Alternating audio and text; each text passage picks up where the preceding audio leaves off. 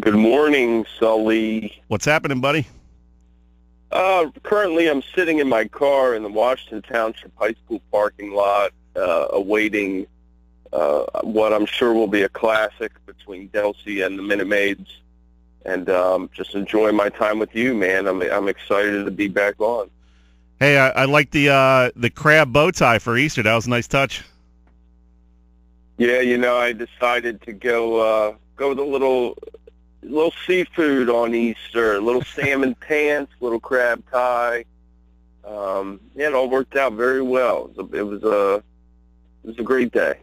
Cole and I were talking, and I don't know if you'd be this type of guy. We saw Rajon Rondo with the short sleeve blazer last night. What do you think of that? I'd never do that. As many of the listeners who've heard me before probably realize, because I mention it every time, I'm from Virginia, and that was that's more of a West Virginia type of thing. We don't really associate ourselves with. Plus, you got to have some pretty big biceps to pull that off.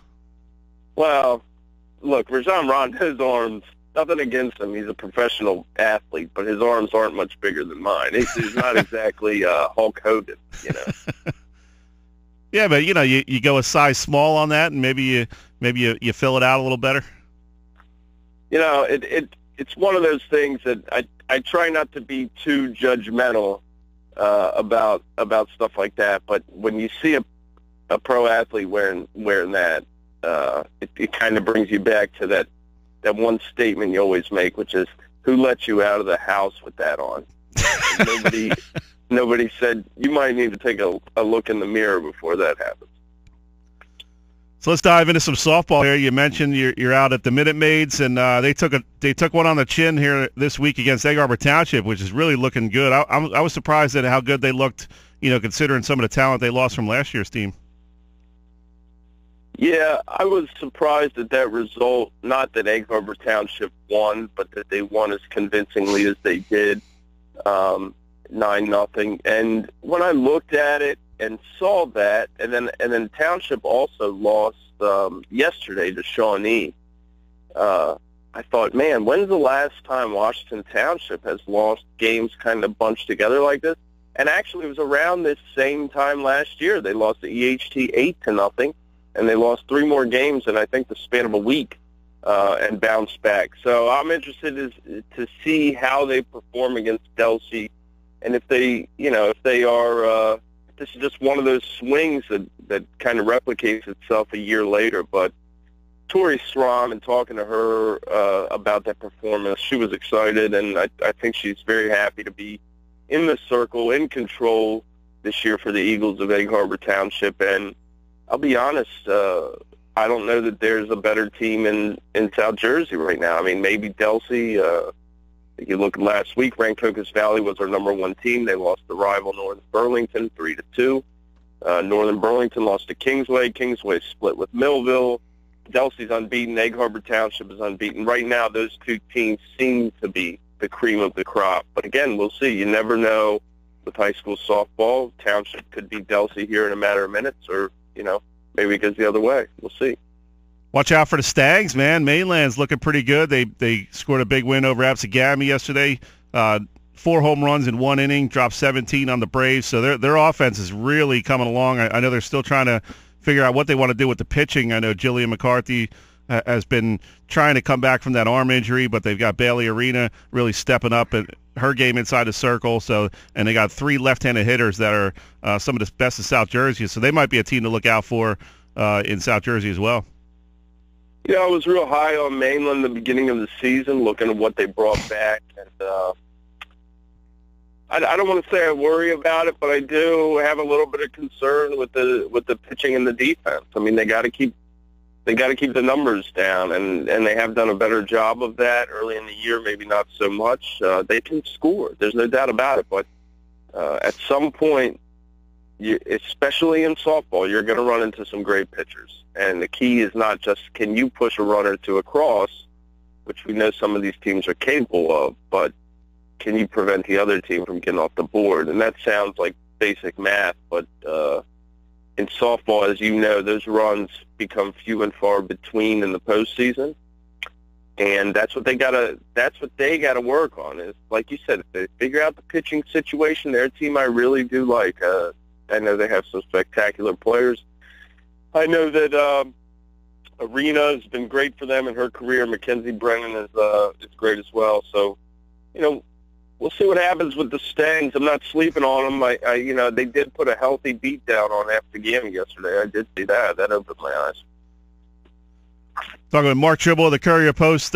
Mark, a coach I wanted to mention, we tried to get her on today, but she's on her way to a game this morning, hoping to catch up with her next week. Pam Pickett of Buena Regional, 603 wins now. I mean, in high school softball, where you only play 20, 25 games a year, that's an incredible number. It's remarkable. Speaks to stability, and not just stability, but the love of doing it. Is really what stands out to me. There are so many good coaches in not just South Jersey, in the country. Even I remember in high school, my basketball coach, he did a lot for me in my life. He still means a great deal to me. And these people that have cultivated relationships with their student athletes over the years, there are many of them. However, to do it for that long and to have that much success, that's a type of love for it that most people don't share.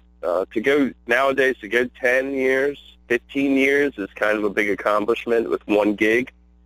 For her to do it this long, the success has always been there, and that proves with the total amount of wins. But, the love and care that she has for the job that I think we've all seen who've been around the Buena program and seen the type of kids that she has on the club, that's really what sticks out to me about Pam Pickett. Yeah, and the numbers, when you think about it, if you win 20 games for 20 years, you're still only at 400. She's got more than 200 more than that. Well, as I said before, Sully, I'm not a math guy. You can't get me stuck in that trap. But I will say that it's a lot of wins in a lot of seasons. So who else is on your radar, Mark? We've talked earlier in the season about Eastern, and that pitcher is just – she really impressed me last year in that lost Egg Harbor Township in the playoffs. Waro, what a competitor, man! She's the kind of kid I'll take her on my team any day. Yeah, she's spectacular. She kind of ran into it a little bit here at the end of the week. They lost to Camden Catholic, and then they lost to Lenape after beating Shawnee earlier in the week. And I think she was a little bit tired.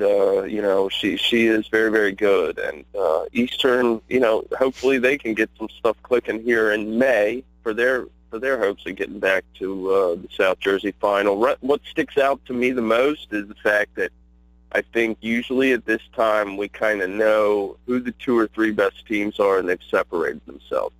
And when I go through each week on Saturday or Sunday to figure out my mean 15 ranking, I go through what did they do last week, wins and losses, who they played all season.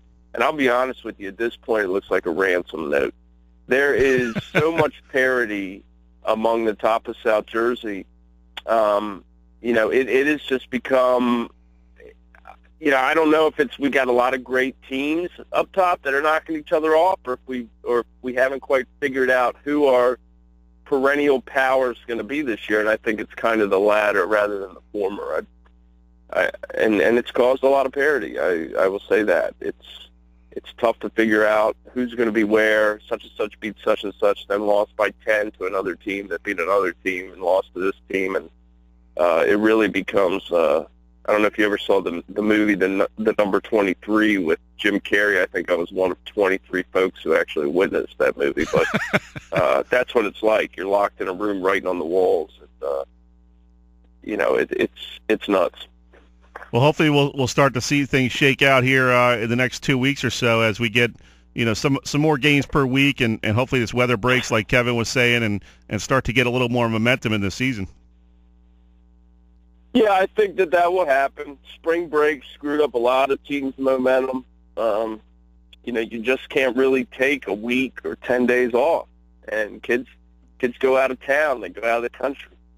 I know some teams have lost chunks of their roster, talented players, to spring break or Disney trips or whatever it is. It's that's the nature of the beast nowadays. I remember 12 years ago when I was in high school, our senior trip was we got to go to a park one day during school hours and have a barbecue. Now people go to Disney World for 5 or 6, 7 days. It's unbelievable. But, you know, that impacts softball. It impacts baseball. It certainly makes for a slippery slope in April. And hopefully by the second week of May, we really know who's the best of the best. Good stuff, as always, Mark. Up against the break, got to let you go, but enjoy the rest of your weekend, and hopefully that game gets played here over at Washington Township here in just a couple of minutes. Thanks, bud. Thank you, Sully. That was Mark Trible of the Courier-Post. Always enjoy him giving us the updates on high school softball.